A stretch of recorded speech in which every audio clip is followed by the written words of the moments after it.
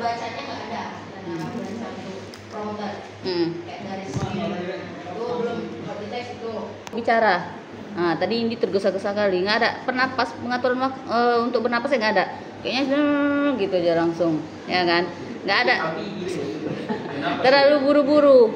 Jadi nggak ada dia ngomong, ada titik komanya itu kurang jelas, intonasi titik komanya itu masih kurang jelas.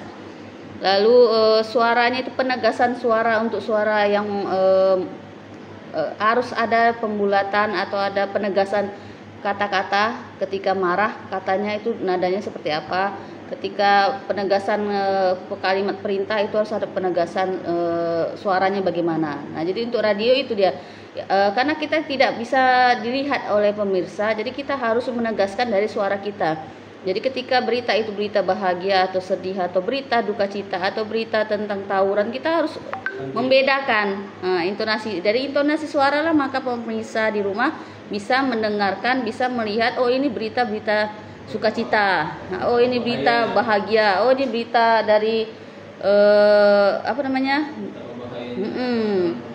Nah, jadi ketika kita membawakan berita, kita harus membedakan.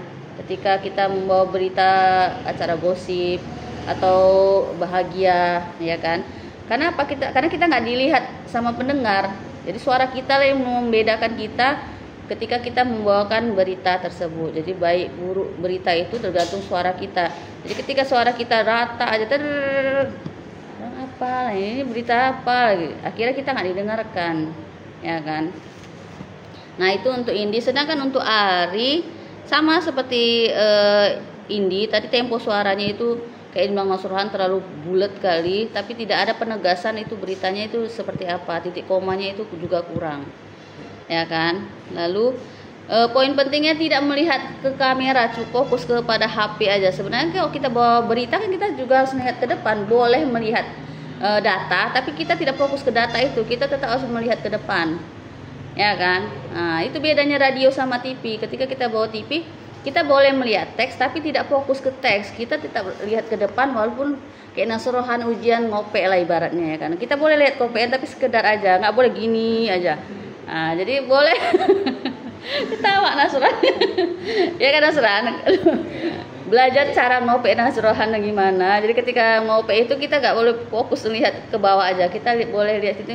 Walaupun waktu kita bawa acara kita lupa, kita boleh melihat sedikit, tapi jangan langsung gini gitu. Nah, ketahuan kita ngopeknya, kan seperti Nasrohan fokus ke HP aja, jadi ketahuan yang ngopek. Lalu pengambilan napas juga perlu.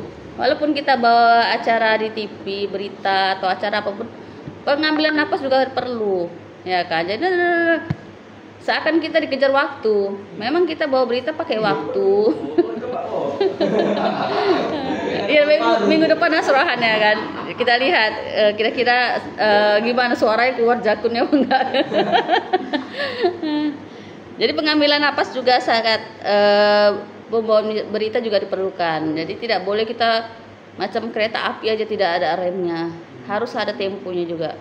Nah, jadi poin pentingnya kalau ketika bawa berita, kita harus menegaskan suara, penegasan suaranya, baik itu suara sedih, bahagia, atau lagi berita sukacita, itu harus ada poin-poin pentingnya ketika bawa berita. Sedangkan ketika bawa TV, kita tidak boleh fokus kepada teks, kita juga fokus ke depan, karena yang melihat penonton kita melihat kita juga. Jadi ketika si Nasrohan melihat Ari melihat ke bawah aja, Ari nggak tahu ini Nasrohan nengok kita apa enggak gitu. Jadi kita harus melihat ekspresi, kita nggak melihat memang, tapi kita dilihat orang. Nah, jadi penampilan kita membawa acara berita kan salah satu penunjang, ya kan. Berpakaian rapi, dari rambut, dari apapun itu juga sebagai penunjang ketika kita membawa berita. Ditambah juga vokal suara, ditambah juga kesiapan kita membawa berita itu bagaimana, ya kan. Jadi ketika seorang pembawa acara berita tidak menguasai berita, maka terjadilah hal yang seperti yang dilakukan Ari tadi, fokus kepada teks, tidak melihat ke depan kamera, ya kan. Nah, paham Nasrohan? Ada yang mau ditambahkan Nasrohan? Kalau di hari ini Bu benar menguntungkan Bu. Soalnya apa namanya, dia masih terbantu dengan visual. Oh iya, visual suara yang besar. Jadi apa yang diucapkan pun nanti kan, jadi kalau udah ditampilkan visualnya orang akan udah dapat imajinasinya. Memang kalau ketika kita mau berita kita nggak bisa mencela-mencela, harus bulat gitu ngomongnya, nggak bisa kayak seperti Nasron gitu, harus keluar vokal suaranya. Nah jadi ketika Nasron bicara seperti ini, ketika bawa berita harus beda, nggak bisa sama. Jadi kalau radio kan 2 kali gitu Bu, bagaimana caranya dari suara ini dia bisa orang yang mendengarkan itu berimajinasi, terikut sama beritanya itu. Nah gitu ya.